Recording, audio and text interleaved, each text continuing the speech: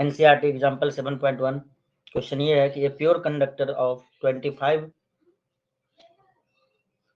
millihenry is connected to a source of the 220 volt.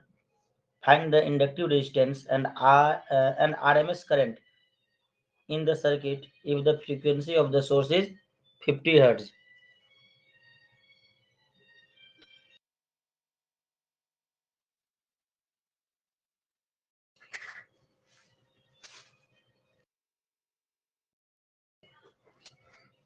तो इस numerical को solve करते हैं तब तक जब तक सब लोग आ जाते हैं।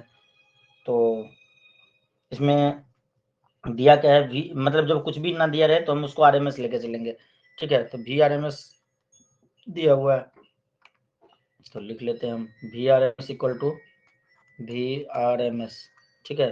एग्जाम्पल 7.1, ठीक है। तो वी आरएमएस कितना दिया हुआ है 220 volt. L is equal to कितना दिया हुआ है 25 मिली हेनरी 25 mH, ठीक है। तो जैसा कि हम जानते हैं एक्सएल इज इक्वल टू होता है ओमेगा एल, फ्रीक्वेंसी भी यहाँ पे दिया हुआ है, फ्रीक्वेंसी 50 हर्ट्ज, ये भी लिख लेते हैं F is equal to 50 hertz. तो एक्सएल जो होता है वो होता है ओमेगा इंटू एल, तो ओमेगा को हम लिख सकते हैं 2 पाई एफ क्योंकि फ्रीक्वेंसी दिया हुआ है, ठीक है, into L. This will be equal to 2 into 3.14 into 50 into L. L दिया हुआ है 25 mH, ठीक है। तो 25 इंटू 10⁻³ और ये जो आएगा ये ओम में आएगा, ठीक है। इसको सॉल्व करेंगे तो आंसर आएगा 7.85 ओम। उसके बाद IRMS में बोला गया कि and RMS current in the circuit, ठीक है। तो RMS करंट कितना होगा, तो IRMS इक्वल टू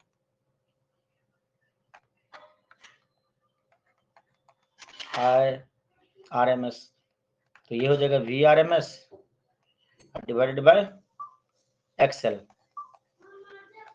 तो VRMS है 220 और XL कितना निकला 7.5, तो ये आंसर आ जाएगा 28 एम्पियर। दूसरा आंसर और ये आंसर नंबर 1। तो ये दोनों चीज हमसे पूछा गया था। आशीष कंडुलना आया है, बाकी सारे बच्चे इंडिया वर्सेस न्यूजीलैंड कर रहे हैं। सही आशीष, एक न्यूमेरिकल था Ashish example 7.1 a pure inductor of 25 millihenry is connected to a source of the 220 volt. Find the inductive reactance and RMS current in the circuit if the frequency of the source is 50 Hz. ठीक है, ये किए थे आशीष या नहीं आशीष? Yes sir, कर लिया था सॉल्व?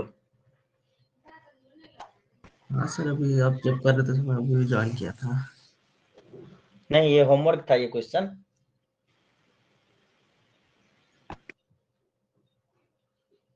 नहीं किया था क्या? नहीं सर। चलो इसको छाप लो। ग्रेस कहाँ थे, इतना लेट क्यों? टाइम चला गया सर। इसका स्क्रीनशॉट ले लो ग्रेस, एक सोल्व कराया एग्जांपल 7.1, ये 7.1 है, ठीक है। इसके स्टेटमेंट तुम वहां से सुन सकते हो। अब सेकंड एग्जांपल हम कर रहे हैं, एग्जांपल 7.3 एनसीईआरटी, ठीक है। तो इसका स्टेटमेंट कुछ इस तरह से है, ये lamp is connected in a series, एक लैंप है जो सीरीज में कनेक्टेड है विद अ कैपेसिटर, ठीक है। मान लो ये लैंप है और ये सीरीज में कनेक्टेड है कैपेसिटर के साथ, ठीक है। आगे क्या लिखा, predict your observation for the DC and the AC connection. अच्छा, एसी और डीसी दोनों कनेक्शन में हमें ले लेना है, तो ये ले लिया हमने डीसी कनेक्शन में। अब एसी कनेक्शन में ले लेते हैं, एक लैंप है जो कैपेसिटर के साथ कनेक्टेड है और यहाँ पे कनेक्शन एसी है। तो what happen in each case, if the capacitance of the capacitor is reduced, मतलब क्या होगा जब कैपेसिटर का कैपेसिटेंस को रिड्यूस कर देंगे, दोनों ही केस में, केस 1 ठीक है और केस 2, इन दोनों ही केस में क्या होगा। तो जैसा कि हमने पढ़ाया था कि कैपेसिटर जो होता है ये वो डीसी को अलाउ नहीं करता है, ठीक है, तो उसमें कैपेसिटेंस को घटाओ या बढ़ाओ उससे कोई फर्क नहीं पड़ेगा। तो first answer for DC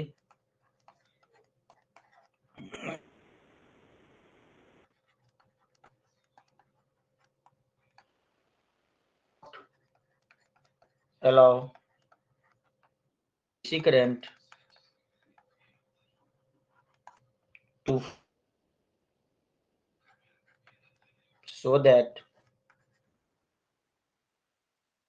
we will not glow.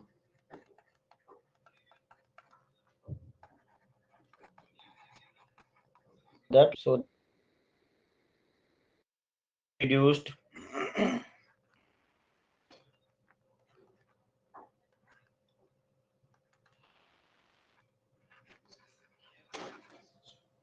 again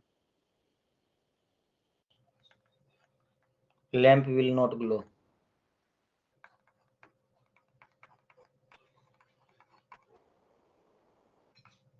normally भी नहीं जलेगा डीसी कनेक्शन में, और जब सी को कम कर देंगे तो भी लैंप नहीं जलेगा।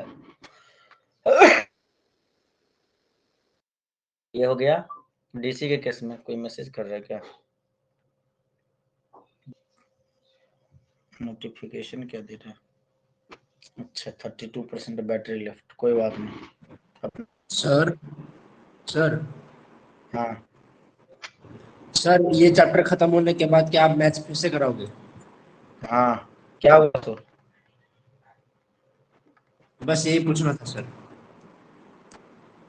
कोई बात नहीं है, ठीक है ना। फिजिक्स ही करना है सो। सर वो एक्चुअली एग्जाम पास है ना, इसलिए पूछ रहा था। तो क्या पढ़ना है बताओ ना, वही पढ़ाएंगे, मैथ या फिजिक्स। फिजिक्स ही पढ़ा दो। ठीक है। ये चैप्टर खत्म होने के बाद भी सर फिजिक्स कंटिन्यू करते, क्योंकि इसका तो ऑलमोस्ट मतलब हो ही गया है, बस फिजिक्स का बहुत बचा हुआ है सर। मैथ तो बहुत खींच दिए हैं सेकंड हाँ सर। ठीक है ना।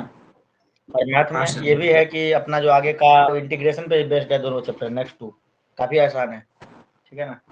कोई बात नहीं, करेंगे, सब कुछ करेंगे। लास्ट करके अब बात करते हैं एसी के केस में। तो capacity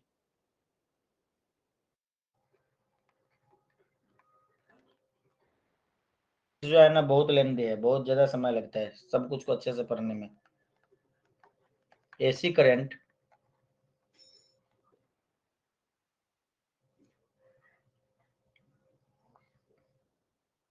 AC current and lamp will glow करेगा और लैंप ग्लो करेगा इफ सी इज रिड्यूस्ड। अगर सी को कम करेंगे तो क्या जो है वो बढ़ जाएगा। क्यों? क्योंकि एक्सी जो होता है ओमेगा सी, तो सी और एक्सी में इनवर्सली प्रोपोर्शनल रिलेशन है। अगर हम सी को घटाएंगे तो एक्सी बढ़ जाएगा, बढ़ेगा तो जो करंट है वो घटेगा, ठीक है। यहाँ पे मैं फॉर्म में लिख दिया।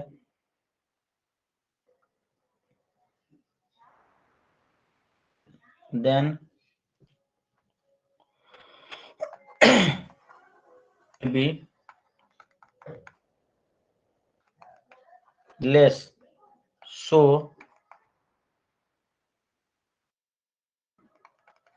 साइन विथ लेस ब्राइट,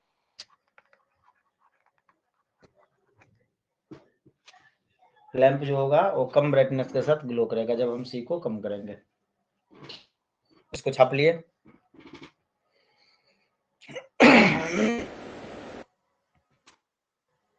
हमारा तो एक मन कर रहा था कि अभी लेफ्ट हो सकता है कोई बच्चा आएगा तो क्वेश्चन कराने लगे, स्टूडेंट का है। अभी देखो 3 लोग आ गए, इच्छुक नहीं है बस। कहीं क्रिकेट तो नहीं देख रहा है? इच्छुक का क्रिकेट में इंटरेस्ट है ना ग्रेस?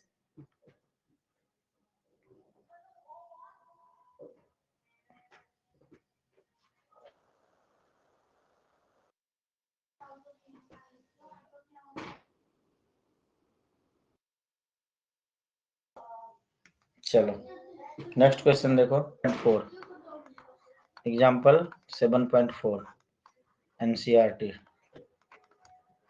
इसमें दिया गया है कि F15 micro capacitor is microfarad capacitor is connected to a 220 volt 50 hertz source.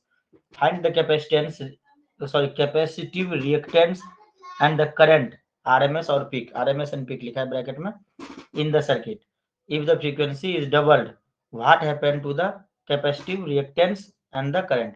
बोला गया कि एक 15 माइक्रोफैराड का कैपेसिटर कनेक्ट किया गया है 220 वोल्ट 220 वोल्ट और 50 हर्ट्ज सोर्स के साथ।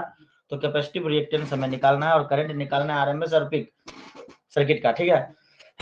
और बोला गया कि जब फ्रीक्वेंसी को डबल कर देंगे तो कैपेसिटिव रिएक्टेंस और करंट में मतलब क्या चेंजेस आएंगे, मतलब क्या फर्क पड़ेगा, ठीक है।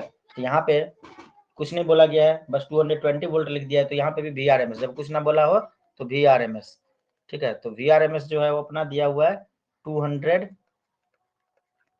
वोल्ट और फ्रीक्वेंसी दिया हुआ है 50 हर्ट्ज, ठीक है।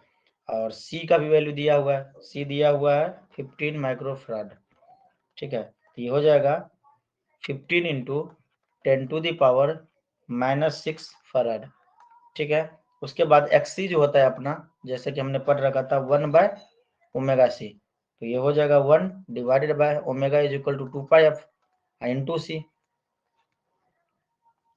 तो इसको जब हम कैलकुलेट करेंगे तो 1 divided by 2 into 3.14 into 50 into 15 into 10⁻⁻6, चार है, 1 2 3 4, 1 2 3 4 हो गया। जब इसको तुम सॉल्व करोगे करके देखना, मैं डायरेक्ट इसका आंसर लिख रहा हूँ। तो यह आएगा 212 ओम, एक आंसर ये हो गया एक्स इक्वल टू, ठीक है। और IRMS हम निकालेंगे। तो IRMS जैसा कि हमने पहले पढ़ रखा है, तो ये हो जाता है VRMS divided by XC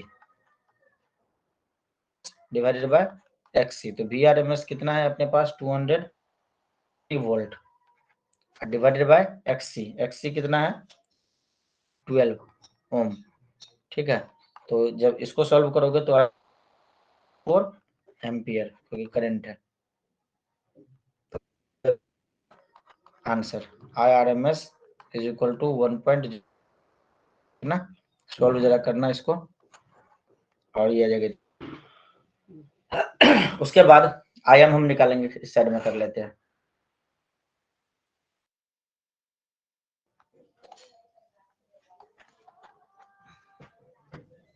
IM बोले एक ही बार नोट, √2 इंटू IRMS वैल्यू होता है 1.414, ठीक है। और IRMS हमने कैलकुलेट किया 1.04। जब इसको मल्टीप्लाई करेंगे तो आएगा 1.47 एम्पियर, ये आ जाएगा एक आंसर। इसके बाद बोला गया है कि क्या होगा जब हम F को डबल कर देंगे। ग्रेस समझ में आ रहा है, इचू का समझ में आ रहा है? 1/2πfc होता है। Yes sir. हाँ बोलो अब क्या रहा है। तो जब हम F हटा देंगे, if F is doubled then एक हाफ हो जाएगा, then X is half, current क्या हो जाएगा डबल हो जाएगा एंड विल डबल्ड। छाप लो इसको।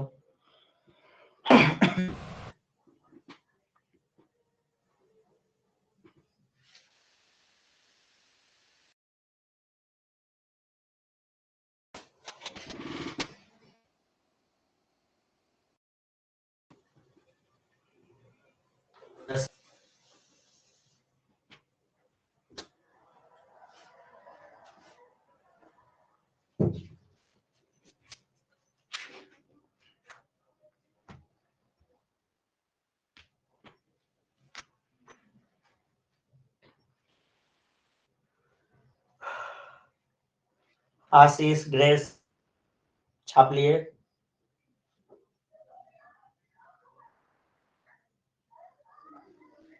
आवाज नहीं जा रहा क्या? नेटवर्क है?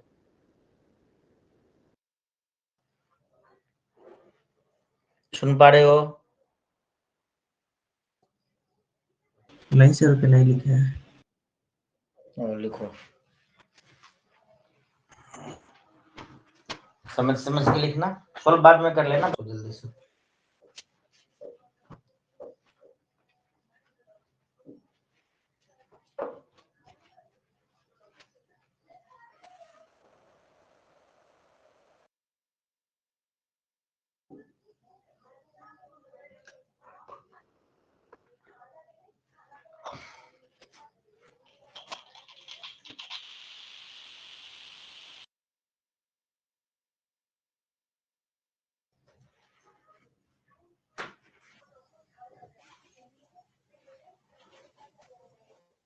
हो गया sir. Okay, next question, NCERT example 7.5।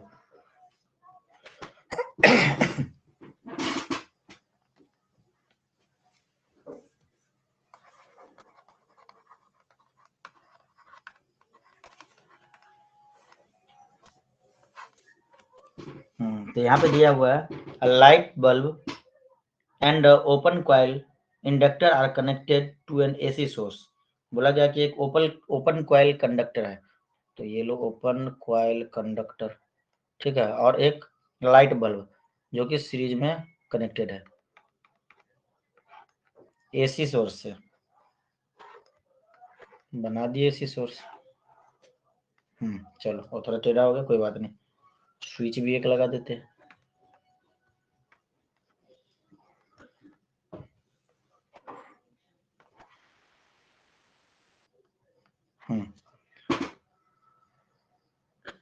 Through a key as shown in the figure, ठीक है, की भी लगा दिए। The switch is closed and after some time an iron is inserted into the interior of the conductor. बोला गया कि switch को close कर देते हैं, स्विच को मतलब ऑन कर देते हैं, और उसके बाद इधर से एक आयरन के जो कोर है उसको इसके अंदर डालते हैं। किसके अंदर? Coil conductor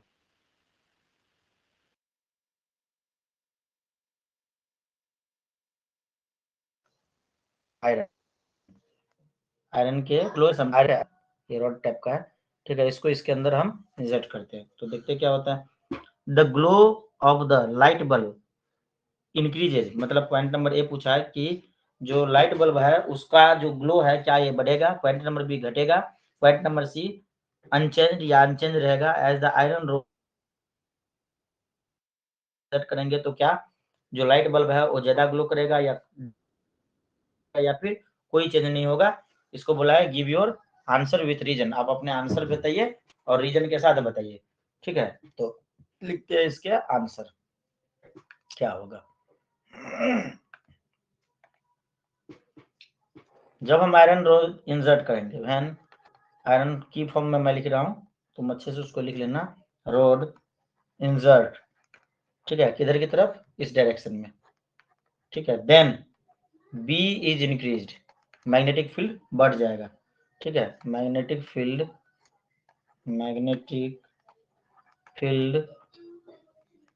in the interior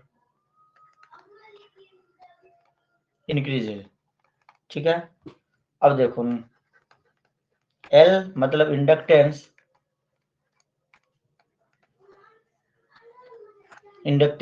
ये भी बढ़ेगा, इंडक्टेंस भी बढ़ेगा। मीन्स हम कह सकते हैं कि एक्सएल जो होता है वो ओमेगा एल होता है। जब एल बढ़ेगा, ठीक है, तो एक्सएल भी बढ़ेगा, ठीक है। जब एल बढ़ेगा तो एक्सएल भी बढ़ेगा। ये एक्सएल हमने लिखा, ये एल, और एरो ऊपर की तरफ बढ़ना, नीचे की तरफ घटना। और जब एक्सएल बढ़ेगा तो ठीक इसका उल्टा, करंट जो है अपना घटेगा। सो हम कह सकते हैं कि so current will decrease and bulb will glow less brightly।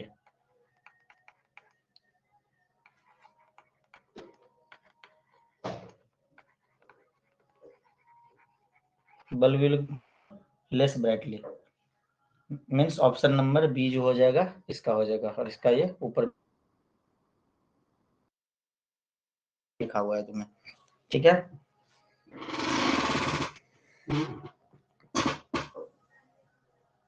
Next हो गया आशीष, आंसर पढ़ना बुक का आ जाएगा समझ में बढ़िया यस से। सर। एक क्वेश्चन लिखो, a pure conductor of 25 milli henry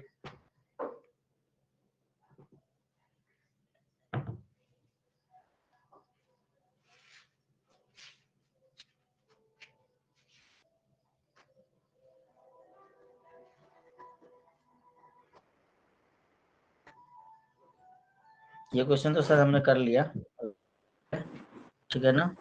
sir को अटैक से बोलना सर। 20.3 ये क्वेश्चन हमने शायद कर लिया, एक सेकंड मैच कर लिया। 25 मिलियन 220 वोल्ट 50 हर्ज, ये तो हमने कर लिया, ठीक है।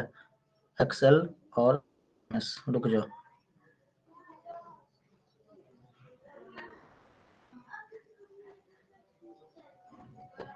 दूसरा क्वेश्चन लिख, ये क्वेश्चन कर लिया था अभी भी तो किए थे, first number.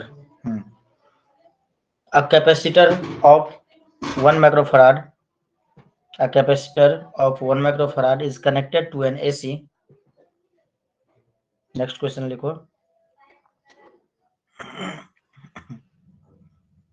a capacitor of 1 microfarad is connected to an AC source of EMF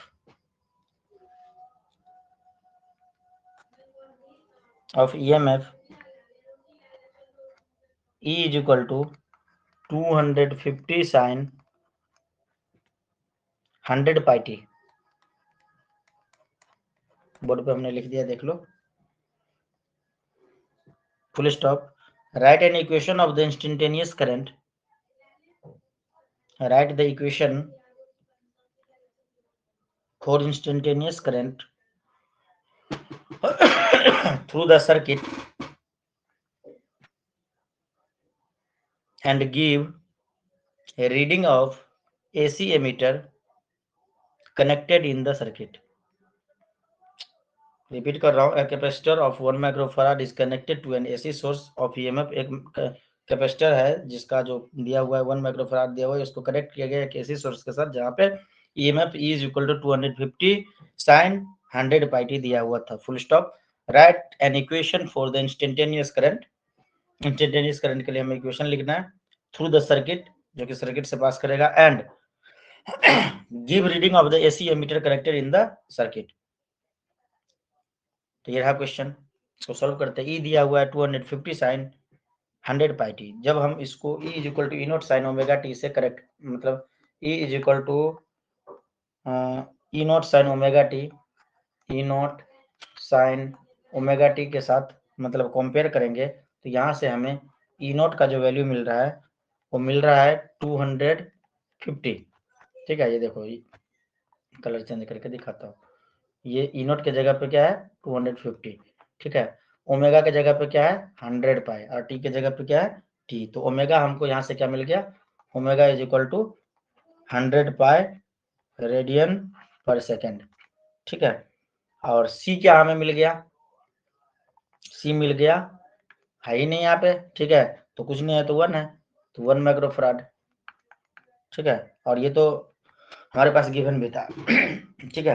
अब हम यहाँ से आई की बात करेंगे, तो आई क्या होगा, I is equal to I naught sine omega t plus pi by 2,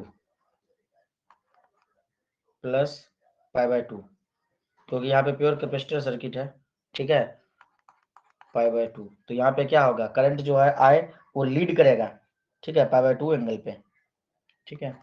ओ यहाँ पे नहीं देना था, ब्रैकेट यहाँ पे omega t plus pi by 2, हम यहाँ पे लिख सकते हैं, in case of pure capacitor circuit, I will lead E by angle pi by 2, तो यहाँ पे आई नोट भी हमें निकालना पड़ेगा, आई नोट भी चाहिए आई निकालने के लिए, तो आई नोट पहले हम निकाल लेते हैं। तो आई नोट क्या हो जाएगा, आई नोट जो हो जाएगा ये हो जाएगा E naught divided by X C. E naught तो तुम्हारा एक काम करते हैं, यहाँ पर क्रॉस मल्टीप्लीकेशन कर लेते हैं। तो ई नोट क्या हो जाएगा, ई नोट हो जाएगा I naught X C, I naught X सी, ठीक है। आई नोट ही रहेगा, एक्स सी की जगह पर डाल देते हैं 1/ओमेगा सी। तो यहाँ से आई नोट हमें क्या मिल जाएगा,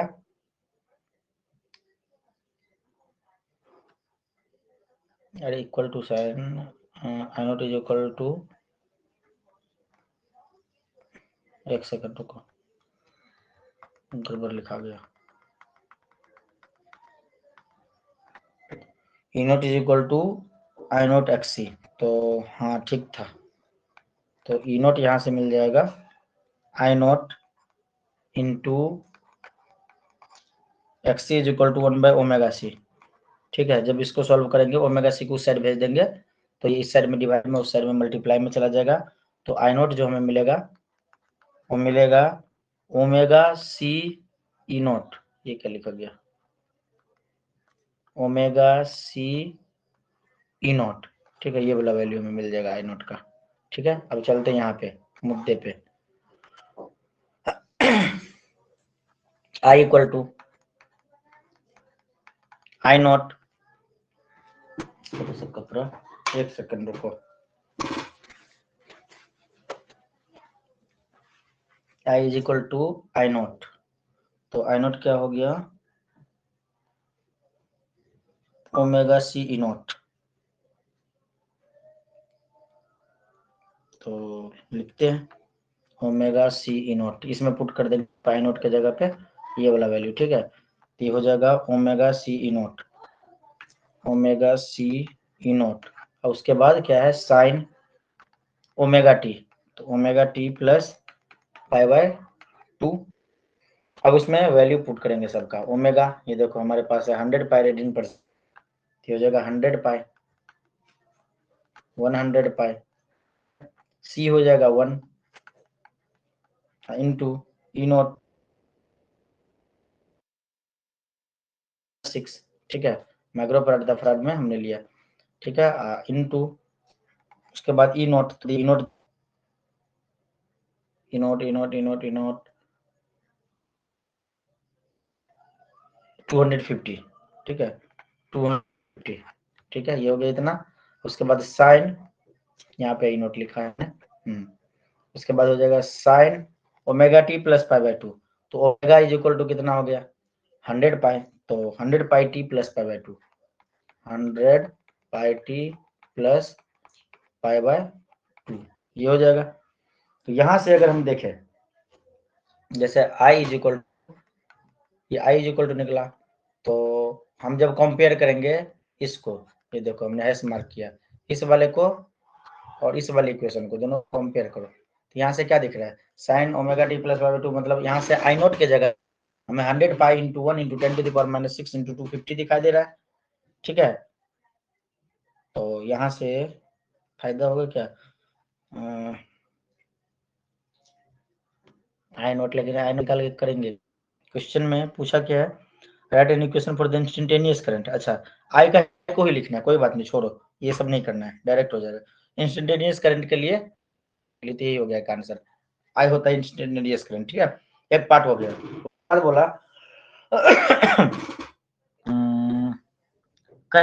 सर्किट, मतलब करंट सर्किट से कितना, तो IRMS, ठीक है। तो IRMS कितना बॉक्स में डाला, आंसर हो गया IRMS हो जाएगा आई नोट डिवाइडेड बाय 2, ठीक है। तो आई नोट अपना क्या हो जाएगा, काम करो ऐसे ना रख के इसको थोड़ा सा सॉल्व कर लो, पहले आई को, आगे भी काम आएगा। आई इज इक्वल टू, जब इसको तुम सॉल्व करोगे तो ये आ जाएगा 1 into 10 to the power minus 6 into 250 को सॉल्व करना, मैं डायरेक्ट आंसर लिख देना हूँ 0786, ठीक है। और sine 100 pi T plus pi by 2, ये दोनों में से कोई भी आंसर रख सकते, यही रख लेना, ये सॉल्व किया हुआ हो जाएगा। हाँ अब IRMS निकालने में हमें मदद मिली। IRMS जो होगा ये हो जाएगा I नॉट। अब देखो ये हैश मार्क जो हमने किया है और ये वाला जो अभी हमने लिखा, जो रेड कलर से मैं दिखा रहा हूँ, इन दोनों को गौर से जब हम देखते हैं दोनों को, तो हमें I nought is equal to कुछ दिखाई दे रहा है। I नॉट हो जाएगा 0.06, तो यहाँ पे लिख लेते हैं 0. नहीं तो हाँ लिख लो 0.0786, ठीक है। इनटू डिवाइडेड बाय √2 का वैल्यू होता है 1.414, ठीक है। तो 1.414, तो ये हो जाएगा 0.707 और 1 डिवाइडेड बाय 1.414 जो होगा ये हो जाएगा 0.0786। मैंने उल्टा बोल दिया, रुको रुको, इसको मिटाया। 0.0786 को रहने दो, 1 डिवाइडेड बाय 1.414 मतलब 1/√2, ठीक है। इसको जो वैल्यू होता है ये होता है 0.707, क्योंकि 1.414 है, ठीक है। तो ये हो जाएगा तुम्हारा 0.707 अकॉर्डिंग टू बुक में बात कर रहा हूँ, और ये हो जाएगा तुम्हारा 0.06 एम्पियर करंट। मतलब कैलकुलेशन तुम्हें करना है, बाकी सारा काम हमने कर दिया, ठीक है। इसको बस मल्टीप्लाई वगैरह तुम करना अच्छे से। तो ये समझ में आया इशुक? आशीष, इशुक तो है नहीं, आशीष, ग्रेस, श्रीज, क्या नाम है, कौशल। Yes sir. इसको थोड़ा सा सॉल्व करना, प्लस माइनस इंटू डिवाइड, ये काम तुम्हें करना है। इसको छाप लो।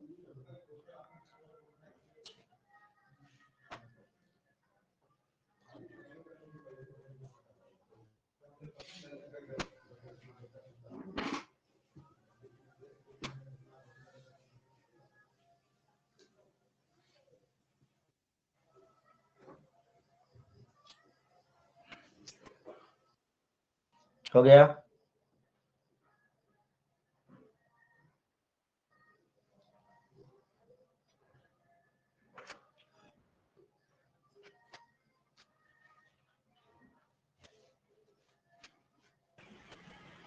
यस सर हो गया।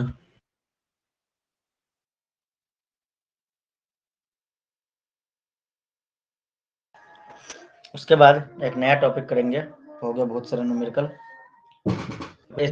Tense in the series. जैसे हमने सबको अभी अलग अलग पढ़ा, अब हम कंबाइन कर करके पढ़ते हैं। ग्रेस समझ में आ रहा है ना? सब कुछ क्लियर है ना?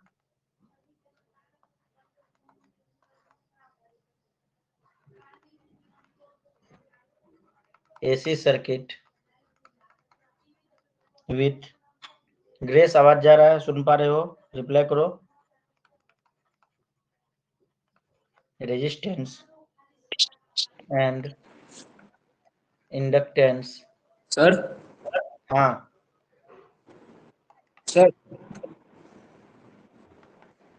बोलो। सर मेरी आवाज आ रही है? हाँ मैं सुन पा रहा हूँ तुम्हारी आवाज, शुरू में नहीं बोले थे, ठीक अभी है बोले सर। हो, सुनाई दिया मुझे, ठीक है।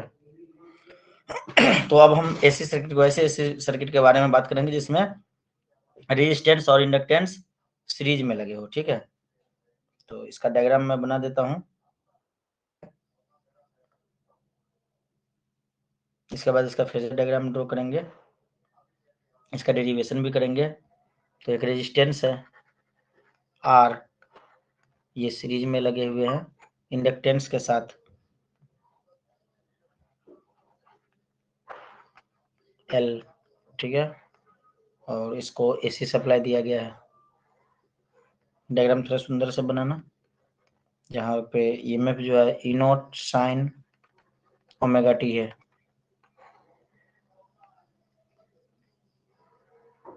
तो यहाँ पे potential across resistance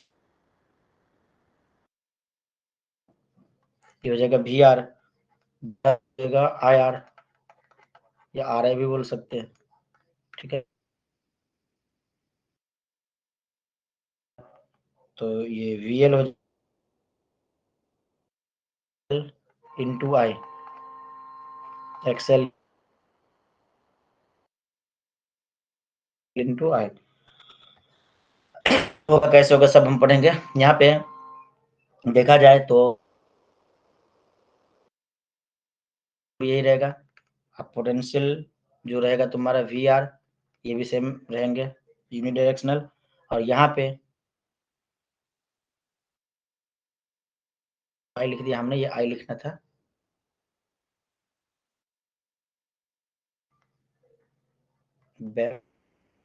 I,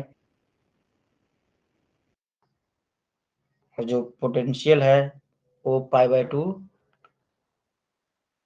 C angle होगा π/2। इसको हम डिराइव करेंगे, प्रूफ करेंगे। Diagram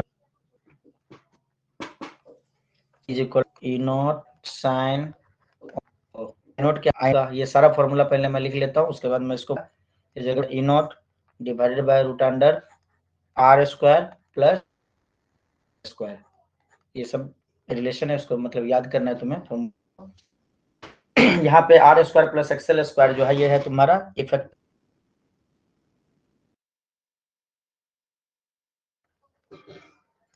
root under XL square is the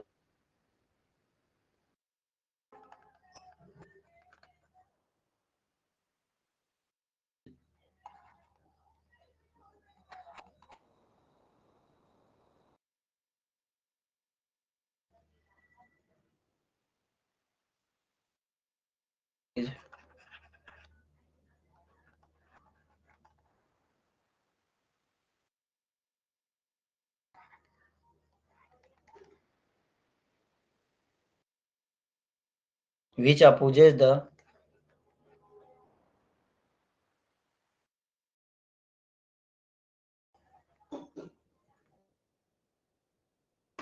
or impedes DES, the flow of AC alternating current through it. It is dense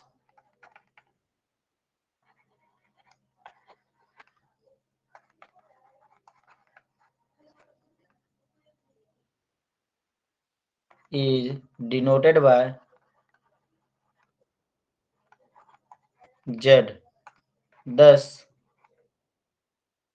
ये जो हमने R square plus XL square लिखा है, ठीक है, ये हो जाएगा आर स्क्वायर प्लस एक्सएल का स्क्वायर, और ये इक्वल टू हो जाएगा आर स्क्वायर प्लस एक्सएल होता है ओमेगा एल, तो यहाँ पे लिख देंगे ओमेगा स्क्वायर एल स्क्वायर, इसके बराबर, ठीक है। लिख लिया इतना। एचुक, बार बार मैं एचुक का नाम ले रहा हूँ, एचुक डेली प्रेजेंट रहता है ना, एचुक आज आया ही नहीं। ग्रेस आशीष लिख लिए।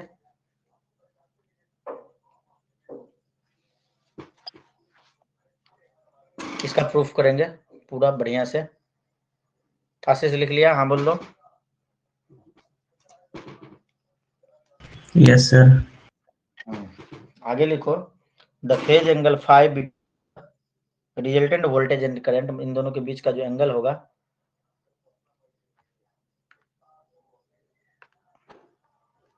The phase angle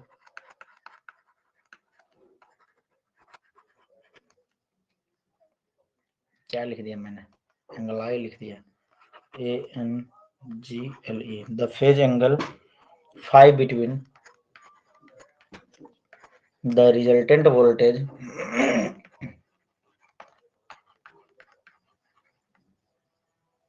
VOLTAGE and current is, मतलब अभी जो हम तुम्हें ये पेज और ये जो लिखा है ना, इसको तो रट्टा मार लेना है, ठीक है। अब बाकी जो चीज है उसको समझ के रखना है। गिवन बाय, क्योंकि रट्टा इसलिए मारना है, इस फॉर्मूला का डायरेक्ट यूज करके हम न्यूमेरिकल वगैरह सॉल्व करेंगे। tan phi, तो tan phi क्या हो जाएगा, V nought L plus V nought R, और ये हो जाएगा I nought XL divided by I nought R, ये इक्वल टू हो जाएगा XL के, V is equal to R पर है ना, तो I नॉट R है, तो यहाँ पे क्या हो जाएगा, आई नोट कैंसिल हो जाएगा, सॉरी आई नोट कट जाएगा और बच जाएगा एक्सएल डिवाइडेड बाय आर। ठीक है, XL divided by R, XL के जगह पे लिख देते हैं ओमेगा एल, तो ये होगा omega L divided by R, और आई इज इक्वल टू क्या हो जाएगा, I is equal to I naught sine omega t minus 5। इसको छाप लो। इसका फेजर डायग्राम जो बनाओगे तो कैसे होगा, यहाँ पे वी आर वी एल और ई तीनों को दिखाना पड़ेगा। ठीक है, तो इस प्रकार से तुम दिखा सकते हो। ये हो गया वी आर, वेक्टर के फॉर्म में दिखा देते हैं, सबको समझेंगे प्रूफ से। ठीक है, और ये हो जाएगा वी एल वेक्टर। इन दोनों का जब हम रिजोल्यूशन करेंगे, मतलब रिजोल्यूशन नहीं, मतलब पैरेललोग्राम तैयार करेंगे तो इधर पे हो जाएगा रिजल्टेंट। ठीक है, और ये हो जाएगा ई नॉट वेक्टर। ठीक है, ये जो एंगल था ये था ओमेगा टी, यहाँ से लेके यहाँ तक ओमेगा टी, और ये वाला था फाई, तो ये वाला कितना हो जाएगा, ये हो जाएगा ओमेगा टी माइनस 5, ये हो जाएगा omega t minus 5। Printed diagram देखना बुक में, अच्छा से समझ में आएगा। और ये वी आर और वी एल जो है, वी आर और वी एल ये जो है करके दिखाता हूँ, तो ये जो है तुम्हारा 90 डिग्री पे है, बाई 2 है। ठीक है, इधर भी कलर चेंज कर देता हूँ, पता चलेगा ओमेगा टी, ये है ओमेगा टी। ठीक है, तो तुम्हें दिख ही रहा है। इधर पे ये बढ़ेगा, ये आएगा 0, हो जाएगा x, ये हो जाएगा y। छाप लो, छाप लिया आशीष?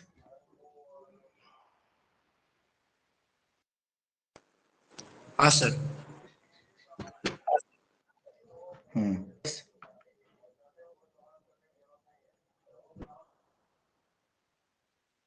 नेक्स्ट, अब इसके डेरिवेशन करते हैं। ये क्या हो गया, बैक चलो, नेक्स्ट पेज चलो। हाँ ठीक है, derivation L and R circuit का। ठीक है, तो डायग्राम तो हमने बना ही दिया, शुरुआत करते हैं इसकी।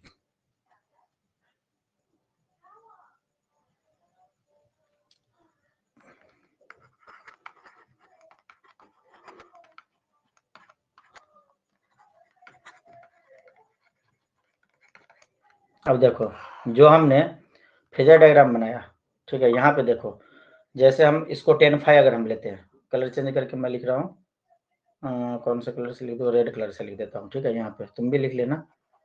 10 जो होगा इसका हम यूज करेंगे। 10 जो हो जाएगा यहाँ पे इस वाले ट्रेंगल में, देखो फाइव एंगल, ये जो मैंने दिखा, ये 5 एंगल, तो 10 क्या हो जाएगा, ये हो जाएगा तुम्हारा वी नोट का स्क्वायर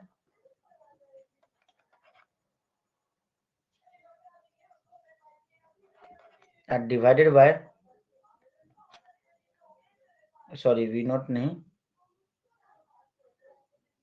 इसका एजम्पशन आई पाई बाय 2, एक सेकंड रुक जाओ,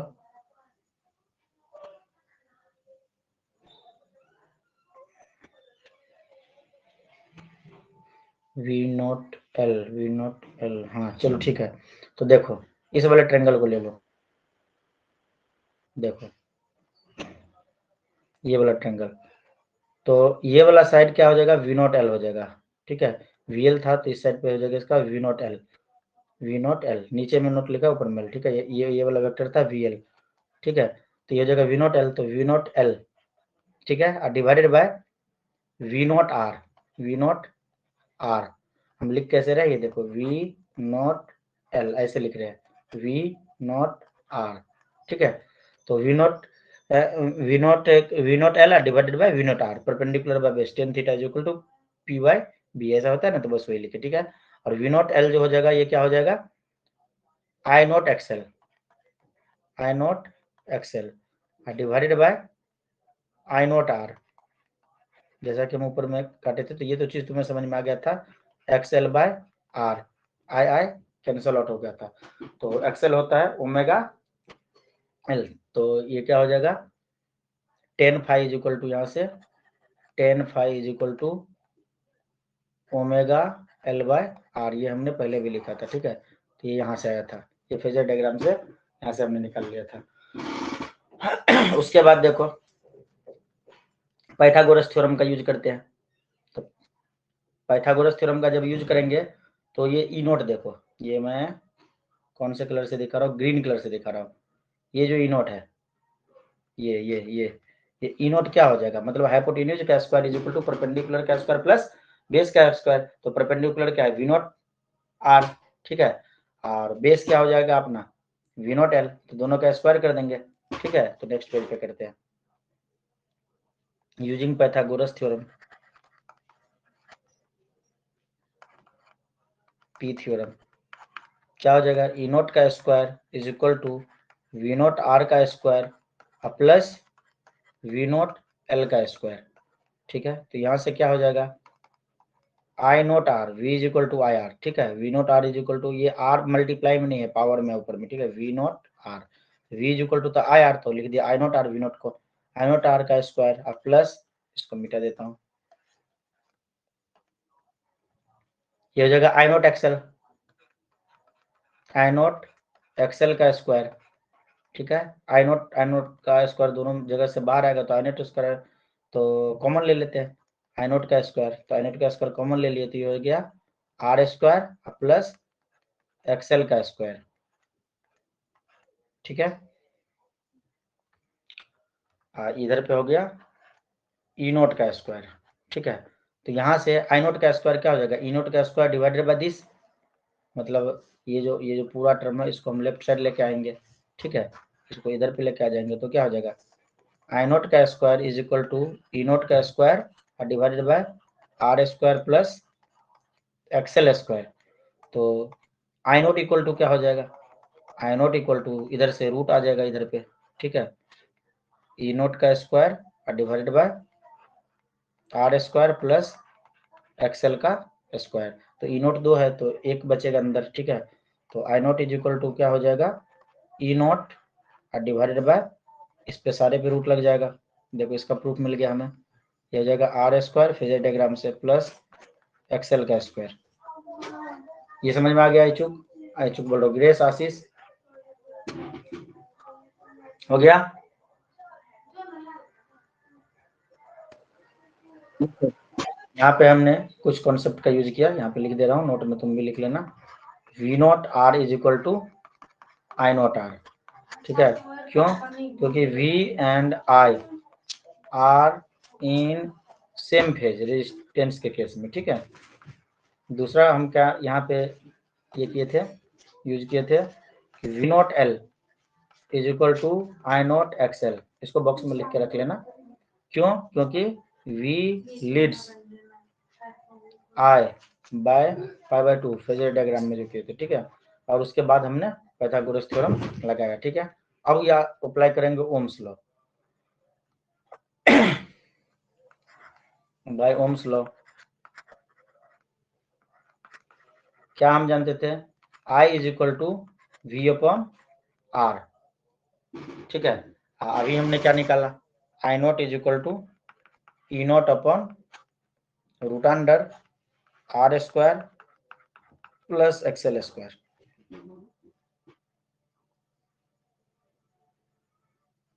तो यहाँ पे जो R square plus X naught का मतलब स्क्वायर है रूट के अंदर, इस वाले में यह इफेक्टिव रिएक्टेंस, ठीक है, जिसको हम इम्पीडेंस बोलते हैं, here root under R square plus XL का स्क्वायर, ये क्या है, effective resistance known as impedance, IMPEDANCE, ठीक है, इम्पीडेंस Z। तो यहाँ से देखा जाए तो Z इज इक्वल टू हम बोल सकते हैं root under R square plus XL square, और I इक्वल टू क्या हो जाएगा,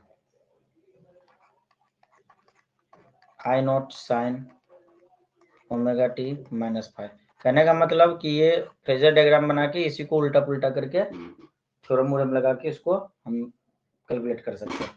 सारी चीज़ को हमने यहाँ से निकाल लिया। कुछ खास नहीं था इसका डेरिवेशन, नॉर्मल सा था, बस सारे रिलेशन को एक साथ उल्टा पुल्टा किया गया है। ठीक है, एग्जाम पॉइंट ऑफ व्यू से ये डेरिवेशन उतना इंपॉर्टेंट नहीं है, बस इसके कॉन्सेप्ट इंपॉर्टेंट है। जो जो चीज़ लगाए वैसे वैसे न्यूमेरिकल हम भी करेंगे, आज नहीं तो अगले क्लास में करेंगे। इस पे बेस्ट 3-4 ये जितनी बात बताई उस सब का उसमें यूज हो जाएगा। ये कैसे हो गया, मैंने ये तो कट गया रे, कैसे न कैसे भाग गया था ना मैं। सर आप सब एक ही, क्या हुआ? आप सब एक बार में लेफ्ट हो गए थे, मैं अकेला था सर। अरे ये तो ठीक है, लेकिन मुझे ये नहीं समझ में आ रहा है, मैंने जो जितना सारा लिखा वो तो सारा डिलीट हो गया।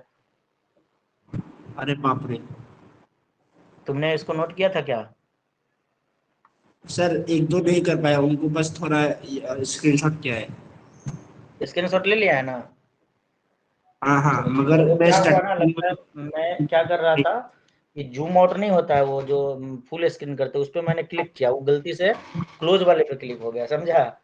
वो पूरा कट गया। अच्छा उसको लास्ट में जैसे पढ़ाने के बाद लास्ट में सेव करने का ऑप्शन आता है, तो क्लासरूम में ये चीज़ नहीं दिखेगा जो हमने पढ़ाया। ठीक है, वो जिसने स्क्रीनशॉट अच्छा लिया या जिसने नोट किया उसी के पास रहेगा। वो गलती से कट हो गया। सर, मतलब इसका रिकॉर्डिंग नहीं होगा ना सर? नहीं, स्क्रीन रिकॉर्ड मतलब जो हमने पढ़ाया वो तो रिकॉर्डिंग रहेगा, लेकिन ऐसा होता है जैसे तुमने नहीं देखा होगा कि जो भी चीज़ हम पेन टैब से लिखते हैं ना, वो स्टडी मटेरियल हाँ सेक्शन में जाके वो सब पीडीएफ सेव हो जाता है। जैसे 10 पेज लिखे तो 10 पेज वहाँ पे तुमको पीडीएफ मिल जाएगा, लेकिन आज वाले का पीडीएफ नहीं बन पाया। ठीक है, सर, कोई बात नहीं, रिकॉर्डिंग तो होगा ना सर? हाँ तुम लोग ने तो लिख दिया, रिकॉर्डिंग मिल जाएगा। और हाँ सर, ठीक है, वो मैंने काफी। ना था कि हाँ तुमने हाँ सर। revision कराया, वो पूरा पीडीएफ सेव हो जाता है वहाँ पे जाके, जितना चीज़ किए जैसे जैसे किए सब सेव। जैसे कहीं पे कोई कंफ्यूजन हो गया तो यहाँ पे मैं मल्टी कलर यूज करके करता हूँ, तो यहाँ पे आइडिया लग जाएगा। ठीक है, तो मिलते हैं अगले क्लास में, आज रहने देते हैं इतना ही।